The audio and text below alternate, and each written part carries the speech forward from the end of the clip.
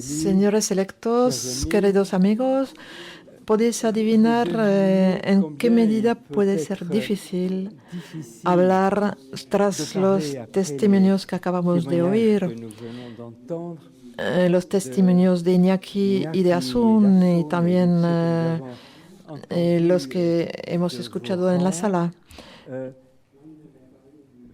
Cuando se ha evocado el silencio necesario, yo creo que el primero que tendría que callar en este asunto soy yo. Pero me habéis pedido que clausurara este encuentro, por tanto lo voy a hacer.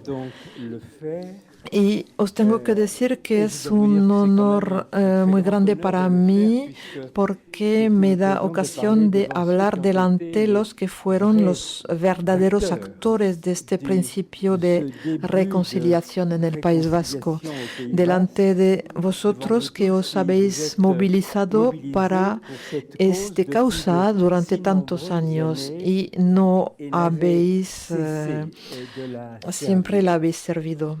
Esta causa. En este trabajo del que pudimos celebrar los tremendos avances en Arnaga, solo me uní, y lo tengo que decir, solo me uní a última hora.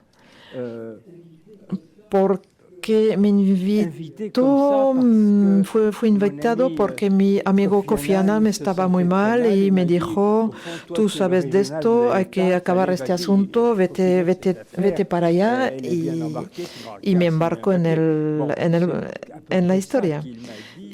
Y es lo que hice. Por tanto, no podéis considerar que tenga ningún mérito en este asunto.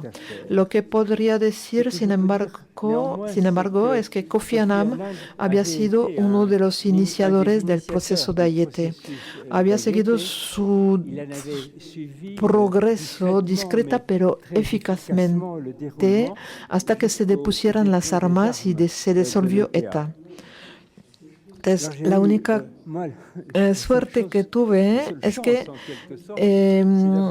es haber sido durante 25 años su colaborador y amigo en las Naciones Unidas y he podido también compartir con él una amistad con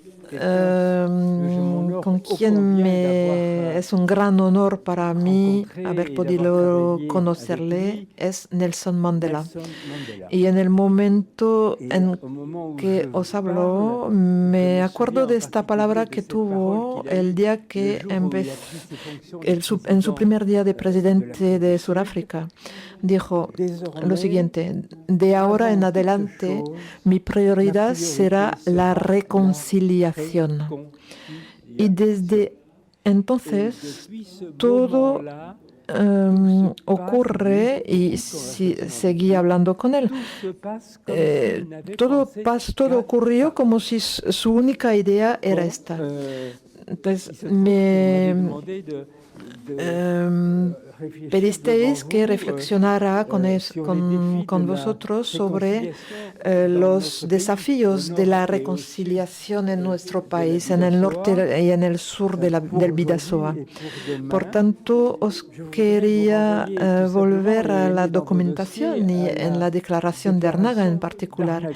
Porque incluso si al sur del Bidasoa se consideró un poco como un episodio secundario para nosotros, y me dirijo a los cargos electos de esta zona de Iparralde, ha sido un compromiso en pro de la acción. Y yo lo viví de forma muy intensa cuando me invitaron a firmar esta declaración. Entonces no os voy a leerla porque la tenéis en la documentación, pero me acuerdo del honor que se nos dio para poder celebrar el final del último gran conflicto europeo. Y me acuerdo también, y sobre todo, de esta necesidad que queríamos proclamar que había que tomarse en serio el proceso de reconciliación y todas las organizaciones cívicas, partidos, iglesias y la sociedad civil que tan valientemente tuvieron algo que ver con el avance de la paz. Todos estos agentes no se quedaron en estos primeros éxitos.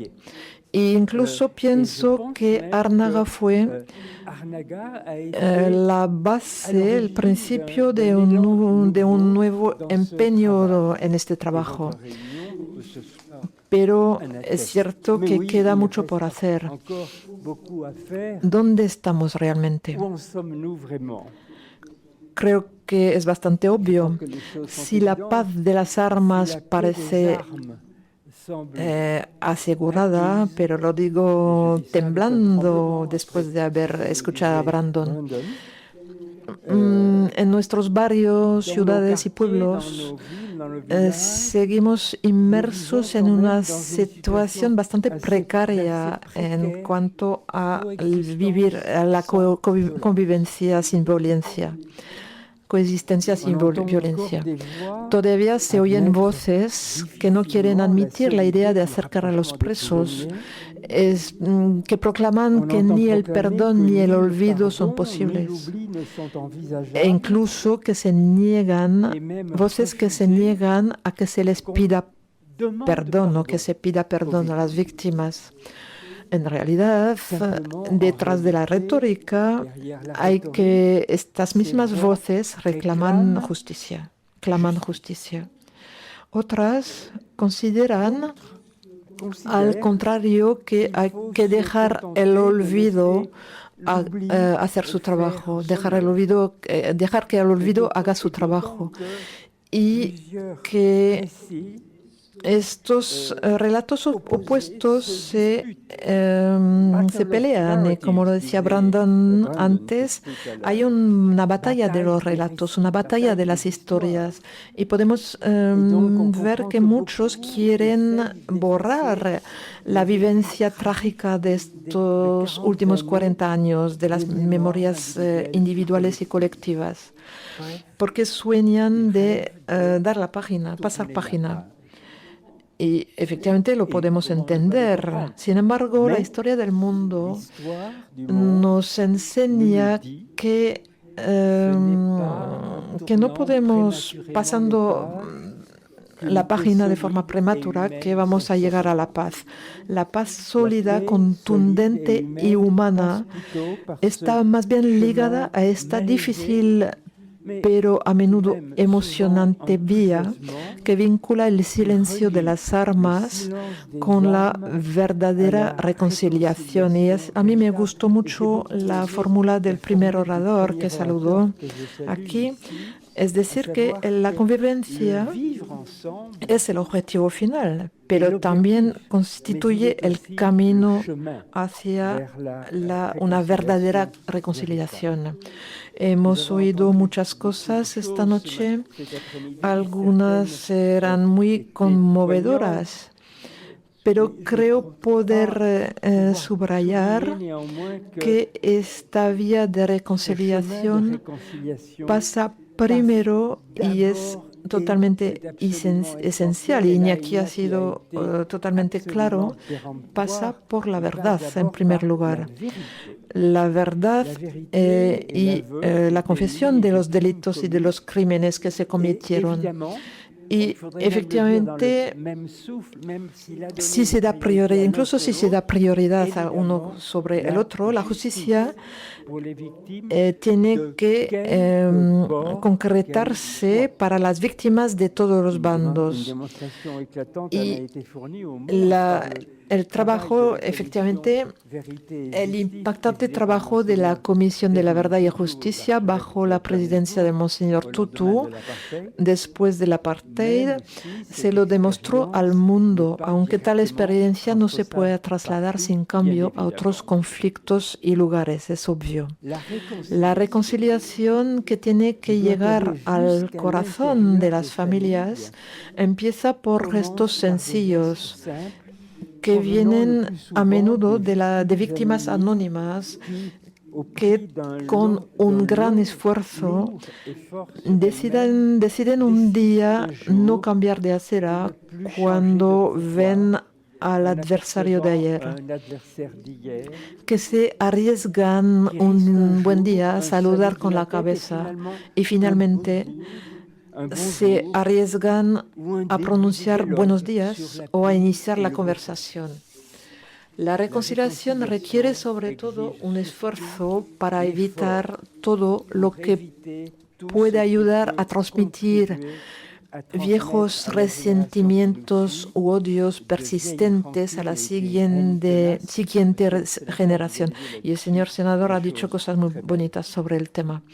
A este respecto, permítanme evocar el ejemplo de una señora, es una amiga. Tuve la suerte de conocerla muy bien. Es el ejemplo de la señora Maggie Barankitse. Maggie viene de Burundi. En octubre del 1994 fue atrapada en su país en el terrible conflicto entre Hutus y Tutsis. Más de 60 miembros de su familia cercana fueron masacrados con machetes. Ella misma fue víctima de violencias. Consiguió escapar con 25 huérfanos que no conocía porque habían sido encerrados en un sitio totalmente sórdido, eran huérfanos o niños abandonados. Decidió cuidarlos y con muy pocos medios y sobreviviendo día tras día, acogió a muchos más niños que venían de los dos bandos. Organizó su educación y su preparación para la vida profesional. Hutus y Tutsis juntos para erradicar cualquier odio de sus corazones.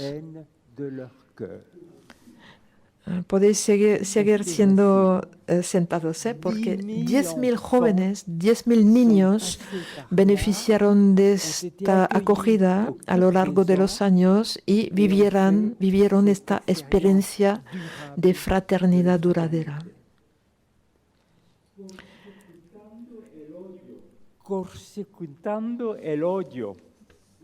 Entonces era una forma para puentear el odio, un brillante ejemplo de humanidad y una maravillosa lección de reconciliación. Sobre todo se trata de evitar la transmisión intergeneracional de los odios de ayer y del sufrimiento que todavía existe hoy, sin ocultar la verdad a los niños cuando llegan a la edad donde pueden escuchar su verdadera historia. Si se llega a este punto. Así, gracias a una amplia variedad de gestos, a menudo muy sencillos, florece una reconciliación. Una reconciliación que pasa por el principio de un diálogo, incluso si el olvido es imposible, ¿cómo podríamos olvidar? Efectivamente, la reconciliación se edifica y lleva a pedir sinceramente perdón y a conceder este perdón con generosidad. Entonces desemboca en avances espirituales efectivamente, no podemos negar que esto toma mucho tiempo y nadie puede decir cuánto tiempo será necesario. Y al principio todos estos procesos son frágiles. lo habéis podido ver cuando empezamos a hablar de este difícil acuerdos de Irlanda. Y 20 años todavía es muy frágil, son procesos frágiles. Y es una razón más para trabajar a su consolidación en cuanto se puede sin esperar. Al hacer hincapié en estos rasgos de la reconciliación, que recogidos aquí y sobre todo al viajar durante 13 años por tantos países que en muchos casos salen de una violencia espantosa, no pretendo dar lecciones de ningún tipo a los que entre nosotros siguen sobrecogidos por el dolor y el sufrimiento causados por actos injustos y abominables. Frente a tamaño sufrimiento, frente a pérdidas irremediables de seres queridos, me parece que solo cabe una compasión silenciosa y sobre todo la preocupación esencial de huir de cualquier instrumentación del dolor ajeno. Sin embargo, si la experiencia, el relato de experiencia de otros puede ayudar a tranquilizar los que están sufriendo, hay que hacerlo. Y es porque es la razón por la cual os he hablado del maravilloso ejemplo de Maggie. Dicho esto, y como subrayamos en Larnaga, la reconciliación no solo es una cuestión privada o de la sociedad civil. Las autoridades deben asumir plenamente su papel, ejerciendo su responsabilidad por la justicia y el orden público con discernimiento y humanidad. Me complació saber que el gobierno español había adoptado medidas para acercar a los presos, lo que sin duda aliviará esta doble pena que la distancia impone a las familias. También me complació saber oír al presidente de la República aquí en Biarritz calificar de ejemplar el proceso de pacificación y de reconciliación que estaba efectivo en el País Vasco, añadiendo que la tarea del Estado, el deber del Estado es acompañar a estos esfuerzos, y creo que lo habéis podido oír de viva voz y comentarle con él en privado. Este trabajo se tiene que seguir. Hay que hablar de la reparación de la memoria. Hay que oír a las familias de las víctimas y reparar, aportar una reparación a las familias. Se trata, por tanto, de seguir trabajando de forma apaciguada. Incluso ha dicho que los servicios de la ministra de Justicia ha podido acompañar a esta reconciliación y esta pacificación. Estoy convencido, por mi parte, que este trabajo pronto dará resultados positivos. En fin, resumiendo, los corazones en paz o la paz de los corazones formará la base para que el país retome la edificación del porvenir y reanude con su verdadera identidad el hilo de sus aportaciones pasadas a la historia del mundo.